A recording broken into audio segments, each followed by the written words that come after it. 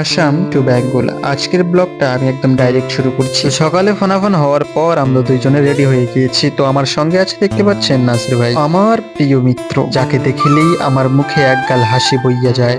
তো আজকে জার্নিটা হচ্ছে একটু লং ট্যুর। যাচ্ছি আমরা ওয়েস্ট বেঙ্গল থেকে আসামের দিকে। ওয়েস্ট বেঙ্গল থেকে আসামে যেতেই আমাদের একটা নদী বাঁধা হয়ে দাঁড়ায়। তাই ওয়েস্ট বেঙ্গল সরকার এখানে সব থেকে বড় একটা সেতু বানিয়ে দিয়েছে বাঁশের, যেখানে আমি ভয়ে ভয়ে হাঁটছিলাম। ভাই, আমি তো বিয়ে করিনি, আমি কি এখান থেকে বেঁচে ফিরতে পারবো? এখনই না ভেঙে পড়ে যাই। আরে এটা তো বাঁশের ব্রিজ, সামনে একটা কংক্রিটের ব্রিজ ভেঙে পড়ে আছে, যেটা আপনাদের পরে আমি দেখাবো। ব্লগটা কিন্তু খুব ইন্টারেস্টিং হবে আজকে। তো নাসির আমাকে দেখে খ্যাক খ্যাক খ্যাক খ্যাক করে হাসছে। তো পশ্চিমবঙ্গের সেই সেতুটাকে আমরা বিদায় জানিয়ে চলছি আসামের দিকে। আসামে ঢুকতেই একটা ব্লক রাস্তা পেয়ে গেলাম। আমরাও ব্লগ বানাচ্ছি, রাস্তাটা হচ্ছে ব্লক। তারপর দুই বন্ধু মিলে হু হু করে ছুটছি রাস্তা দিয়ে সকালবেলা। তো আধা ঘন্টার মধ্যে আমরা চলে এলাম আমবাড়িতে।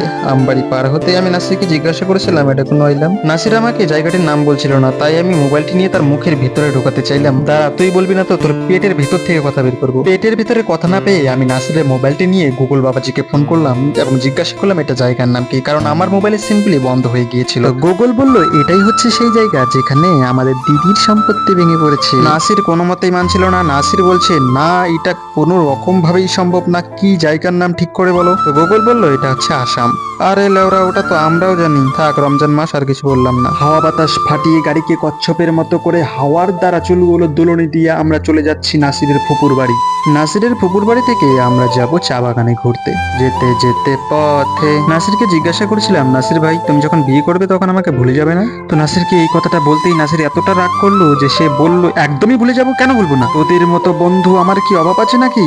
তো নাসিরের এই কথাটি শুনেই আমার মনটা খারাপ হয়ে গেল। তা আমি ওকে নরম সুরে একটি জবাব দিলাম, নাসির ভাই, আমার তোমার জরুরত না থাকতে পারে, কিন্তু তোমার মতো বন্ধু আমার জীবনে দরকার নেই। আমি নিছকই মজা করছিলাম।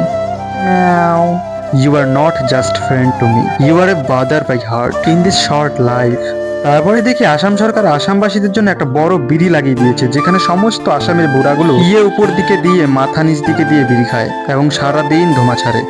সেটা শুনে নাসির আমাকে বলছে চলো আমরা একটা টান দিয়ে আসি। তো নাসিরকে আমি ধমক দিয়ে বললাম, চলো তোমার ফুপুর বাড়ি, আমার অনেকটা ক্ষুধা লেগে গেছে। তো নাসিরের ভাইয়ের সঙ্গে দেখা হলো বাজারে, তাকে নিয়ে চলে এলাম তাদের বাড়িতে।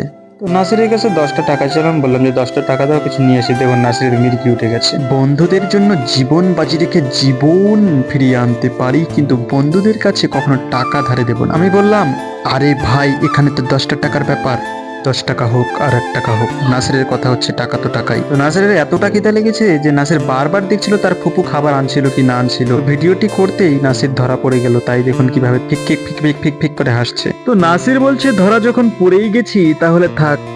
আবার নাসির দরজার পাশে গিয়ে তার ফুপুকে ডাকছে, ও ফুপু, ফুপু খাবার নিয়ে আসো, ফুপু, ও ফুপু খিদা লেগেছে, আসো না। তারপর নাসির এরকম করুণ অবস্থা দেখে তার ফুপু টেবিল লাগিয়ে দিল এবং 2 মিনিটের মধ্যেই খাবারও চলে এলো। নাসির জানতো এই ব্লগটিতে তাকে ইনসাল্ট করা হবে, তাই ও বারবার ক্যামেরাটিতে আসতে চাইছিল না, মুখ দেখাচ্ছিল না, বারবার আমার দিকে ঘুরিয়ে দিচ্ছিল।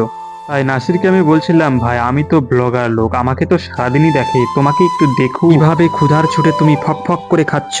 আবার সেরিমাই সে দেখলাম মোহাম্মদ দেখুন সিন সরম লজ্জা কিচ্ছু নাই। খাওয়া দাওয়া শেষ করার পরই নাসির হ হ করে ঘুরছে যে কোন বিছানাতে শোয়া যায়। আমি তো এই বিছানা দখল করে রয়েছি, ওইদিকে গেছে, ওইদিকে ওর ভাই ওকে শুতে দিচ্ছিল না। তারপর আর কি, চলো চা বাগানে এখন যাওয়া যাক। তো নাসির আবার কোট বোট চোট পরে নিচ্ছে, আমরা 3 জন বেরিয়ে পড়লাম রাস্তায়। তো গাড়ি ছুটছে চা বাগানের দিকে, আমি আর নাসির এবং তার ভাই বসে আছি গাড়ির উপর। তাহলে কমেন্টে বলুন আমরা কোথায় যাচ্ছি। তাই গাড়ি চা বাগানের দিকে যাচ্ছে, কিন্তু আমরা কোথায় যাচ্ছি সেটা বলুন। তো চা বাগানে পৌঁছে গিয়ে দেখি ভাই সেখানে চা নেই, শুধু গাছ আর পাতা। তো নাসিরের ওখানে পাতা গুজে দিয়ে আমরা চলে এলাম বাড়িতে, মানে কানে।